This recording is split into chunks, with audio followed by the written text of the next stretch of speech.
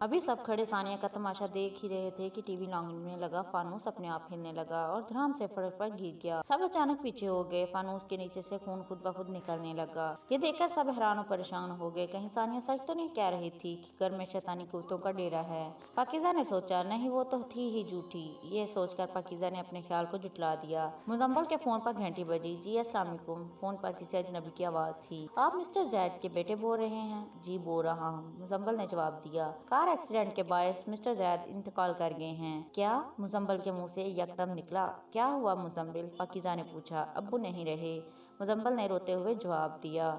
सनम को फाहद के रोने की आवाज आने लगी। सनम कमरे की जानिब भागी। जब सनम ने दरवाजा खोला तो दिल दहला देने वाला मंजर इसका मुंतजिर था। फाहद के मुंह से खून निकल रहा था जिससे पूरा बिस्तर तर था। फाहद मेरे बच्चे, क्या हुआ? सनम चीखी। सनम ने फाहद के करीब आकर देखा तो इसकी आंखें बंद थी। सनम ने फाहद के नाक के करीब अपना हाथ करके देखा। इसकी सांस देखा तो फाहद को सांस भी नहीं आ रहा था। जैन जैन, सनम चिल्लाई। सब सनम के कमरे की जानब भागे। क्या हुआ? जैन ने पूछा।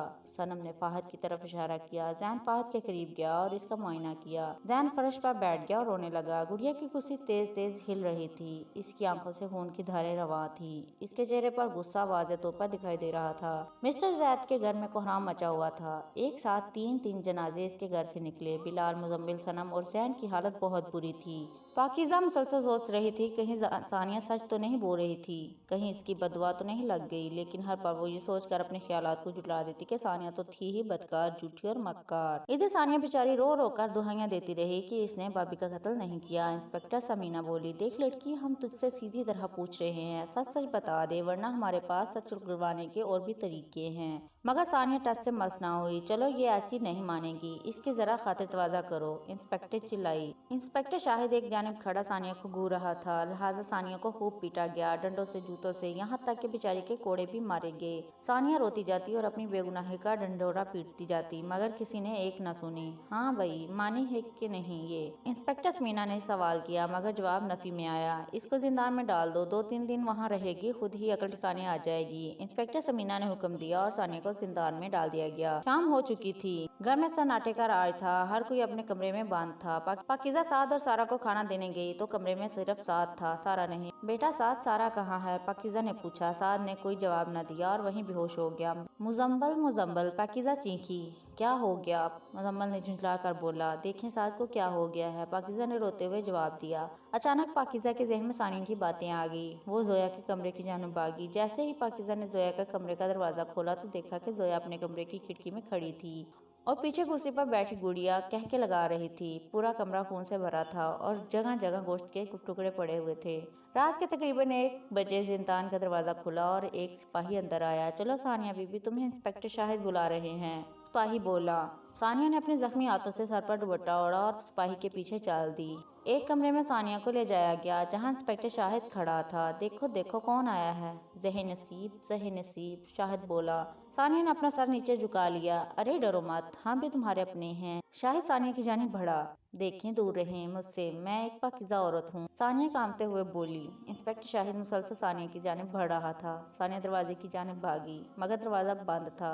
देखो, मेरी इज्जत का ख्याल करो, तुम्हारे घर में भी औरतें होंगी, सानिया रोते हुए बोली। अरे जिसके घर वालों ने इसकी इज्जत का ख्याल ना किया हो, बाहर वाले खाक ख्याल करेंगे। शाहिद का लहजा बहुत करख्त था। वो जानवर सानिया की जानिब बढ़ा और इसका दुपट्टा खींचकर नीचे गिरा दिया। पाकिज़ा ने देखा कि जोया खिड़की में खड़ी है और थोड़ी पीछे गुड़िया ऊंची ऊंची कहके लगा रही थी।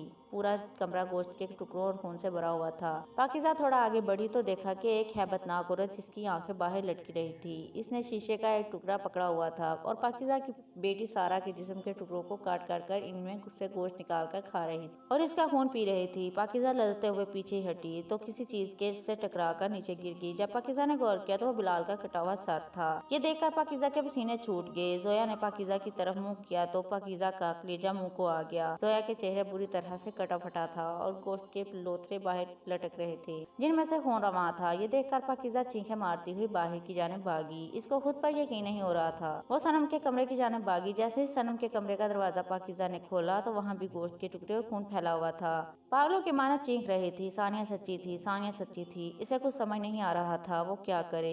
फिर इसने सोचा कि मुजम्मिल और साद को लेकर वो यहाँ यहाँ से भाग जाएगी। फिर वो इसके कमरे की जानिब भागी जहाँ डम्बल और साथ थे, मगर वहाँ भी गोश्त के टुकड़े और खून फैला हुआ था। इसे यकीन हो गया था कि कोई नहीं बचा। वो अकेली घर से बाहर की जानिब भागी, लेकिन मेन दरवाजे को तो जाम हो चुका था। इसने बहुत जोर लगाया लेकिन वो ना खुला। इत्तेफाक से आज तमाम मुलाजिमीन को भी छुट्टी दे दी गई थी। पाकिज़ा को किसी की चीखने की आवाज आई। जैसे ही इसने पीछे मुड़कर देखा तो एक खौफनाक औरत जिसके मुंह से खून रस रहा था और इसके बड़े और लंबे नोकीले दांत थे, वो पाकिज़ा के पीछे खड़ी थी। इसने अपने दांत पाकिज़ा की गर्दन में गाड़ दिए और इसका खून पीने लगी। आखिरकार पाकिज़ा भी दम तोड़ गई। पूरे ज़ैद हाउस में खून की होली खेली जा रही थी। वो वहशी दरिंदा सानिया की जानिब बढ़ा। सानिया ऊंची ऊंची चिल्लाने लगी, बचाओ मुझे बचाओ, यहाँ क्या हो रहा है अंदर। इंस्पेक्टर समीना चिल्लाई। इंस्पेक्टर समीना ने दरवाजा खोला तो देखा कि सानिया का दुपट्टा एक जानिब पड़ा है और शाहिद खड़ा अपने हाथों को मार रहा था। समीना आगे बढ़ी और एक जोरदार तमाचा शाहिद के मुंह पर मारा। समीना ने सानिया को इसका दुपट्टा उड़ाया और इसको बाहर ले गई। शुक्र है इंस्पेक्टर आप वक्त पर पहुंच गई, वरना मेरा पता नहीं क्या होता। सानिया रोते हुए बोली, जिसकी हिफाजत का जिम्मा अल्लाह ने लिया हो तो इसको कोई कुछ नहीं कर सकता। समीना ने सानिया को तसल्ली दी और इसको जिंदान में भेज दिया। इंस्पेक्टर मैंने कुछ नहीं किया, ये लड़की खुद आई थी, मैं तो बस। शाहिद अपनी सफाई देने लगा। एक और लफ्ज नहीं, मुझे असगर ने सब बता दिया कि किस तरह तुमने इसको पैसे दिए थे कि मुझे किसी काम से बाहर ले जाए ताकि तुम सानिया की इज्जत बेआबरू कर सको। वो तो शुक्र है कि असगर के दिल में रहम आ गया और इसने मुझे सब कुछ सच बता दिया। तुम्हारे खिलाफ तो मैं रिपोर्ट दर्ज करती हूँ। असगर, इस दरिंदे सफ इंसान को गिरफ्तार करो और जेल में डाल कर आओ। इंस्पेक्टर समीना ने हुक्म दिया। असगर ने शाहिद को हथकड़ियां लगाई। शाहिद ने असगर को खा जाने वाली नजरों से देखा। असगर ने मुंह नीचे कर लिया और शाहिद को गिरफ्तार करके जेल में डाल आया। बेचारी सानिया जिंदान में बैठी दुआ कर रही थी, या अल्लाह मुझे बेकसूर को बचा ले, मेरी मदद फरमा, मेरे घर वालों की हिफाजत फरमा। बेचारी को अब भी अपने घर वालों की फिक्र थी। अगले दिन शाम को समीना जिंदान में आई। मुबारक हो सानिया। क्या हुआ इंस्पेक्टर? सानिया ने हैरत से पूछा। तुम्हारी भाभी पारसा का पोस्टमार्टम किया गया था और इसके जिस्म पर मिलने वाले फिंगरप्रिंट्स तुम्हारे नहीं हैं, जिससे वाज़ेह होता है कि कातिल तुम नहीं हो। तुम्हें कत्ल के इल्जाम से बाइज्जत बरी किया जाता है। सानिया को यकीन न आया। वो रोने लगी और इसने समीना को गले लगा लिया। समीना ने सानिया को खुदा हाफिज कहा और सानिया जब थाने से बाहर निकली तो इसको आमिल साहब और इसका शौहर आदिल खड़े नजर आए। आदिल, आप यहाँ क्यों आए हैं? अब मैं आपके लिए और आप मेरे लिए नामहरम हैं। सानिया का लहजा बहुत गुस्सीला था। क्या हम कहीं बैठकर बात करें? आमिल साहब ने कहा, जिस पर सानिया ने इस बात में सर हिला दिया। आमिर साहब और आदिल सानिया को पार्क में ले गए। आप दोनों बातें करें, मैं आता हूँ। और आमिर साहब वहाँ से चले गए। सानिया ने मुंह दूसरी तरफ फेर लिया। सानिया, मैंने तुम्हें तलाक नहीं दी, ये सब पाकीज़ा भाभी का किया धरा है। पाकीज़ा आदिल की कजन थी। क्या मतलब? सानिया ने हैरानगी से कहा, मतलब ये कि सानिया, तुम पाकीज़ा आपी को एक आंख नहीं बाती थी। इन्होंने मुझे शुरू में भी बोला कि मैं तुम्हें तलाक दे दूं, मगर मैं ना माना। फिर जब मैंने 6 माह के लिए अमेरिका गया तो इन्होंने इस बात का फायदा उठाते हुए तलाक के जाली कागजात तैयार करवाए और शोर मचा दिया कि हमारी तलाक हो गई है, और ऊपर से तुमने भी यकीन कर लिया। आदिल ने अपनी सफाई दी। मैं आपका यकीन कैसे कर लूँ? सानिया ने सवाल किया। तुम इन वकील से बात कर लो जिन्होंने ये कागजात तैयार किए थे। सानिया की। आदिल ने वकील साहब से बात करवाई और सब कुछ वाज़ेह हो गया। सानिया, ये तुमने अपनी क्या हालत कर ली है? आदिल सानिया की हालत देखकर दुखी हो गया। आमिर साहब वापस आ गए। हाँ भाई, उलझी हुई ग्रह सुलझ गए।